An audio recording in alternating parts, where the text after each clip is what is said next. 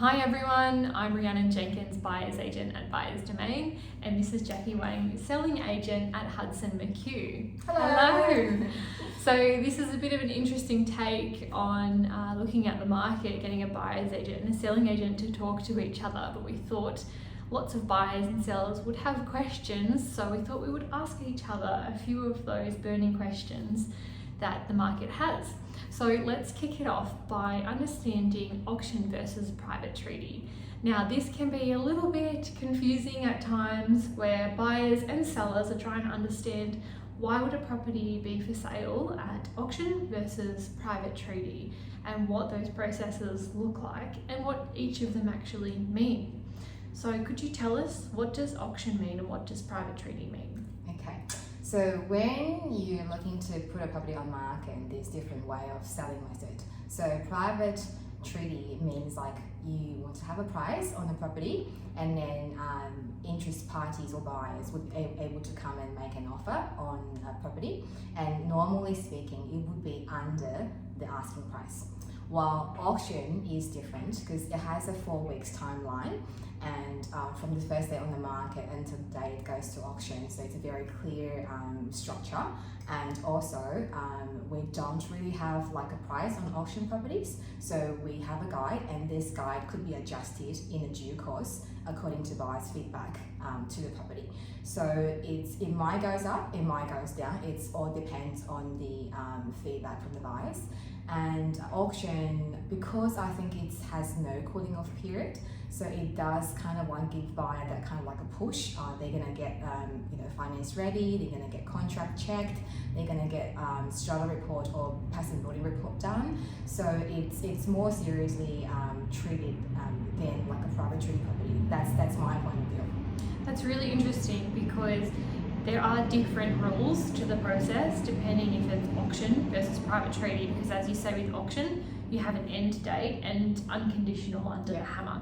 So the buyers have to get all of their due diligence done up front before attending auction. Whereas private treaty, you might be talking about price and understanding, is there that cooling off period to then do your due diligence. So I think it's really important that the buyers have conversations with the agent and don't be nervous about that, but actually ask, okay, what's the method of sale here and what are the expectations of the buyers and what's your expectation from your vendor's point of view, because you need to make both sides meet, and that's where you come in the middle of that. Yes, that's what we do.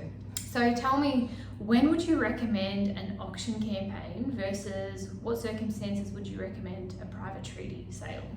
Okay, because our marketplace is in the West, so we have a huge culture of auction. So I would definitely recommend auction to all of my vendors. Like I sold my property end of last year, it went through auction because I would pick that method for myself. Unless there are particular vendors that had bad experience about attending an auction or being in an auction, they just hate that process, and then they would just say, okay, I have a clear price in my mind, this is what I want, I don't want to go to auction, if we get that, we're happy to sell. So if you come across sellers like that, and then you would be thinking, okay, if that's what you want to do, like we won't push for auction because that will make you feel more comfortable. And but majority of the chances will definitely think auction is the best way, because in our current marketplace it's lack of sense of urgency. So auction do create that sort of sense of urgency by putting a deadline, and then you get everything done before you actually make that rational decision.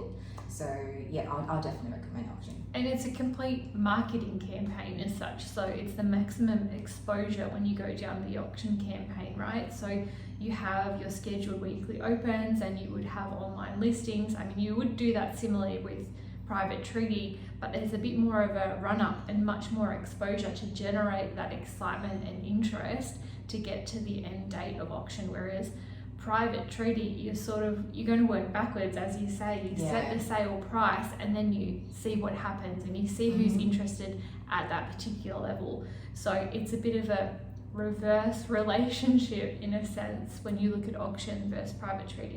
Yeah, because majority of the private treaty properties, like vendors all want premium price for their property. So if you had like a really high price or premium price from day one, and then it's kind of like it doesn't have the right interest from the buyer, because what we do as agent is we want to market the property to the whole world and then get as many interest parties as we can, and then we drive the competition, in which the competition actually push up the price. If we can't do that from day one, and then these strategies not working, so you only just see price dropping in a second week or third week and fourth week.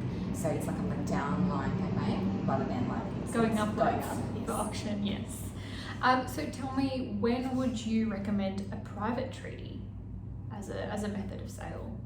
Private treaty, for example, if we've sold something on the street recently, and then it's kind of like set the benchmark of a property, and then the owner would know exactly how my one compared to that one, and they have a clear mind of how much is what they want, and happen to be we have like underbidders or people that are around that sort of interest. So by telling them this is the price, you can get this property today, it's sometimes easier than to say, okay, let's go to another auction campaign, try to buy it there.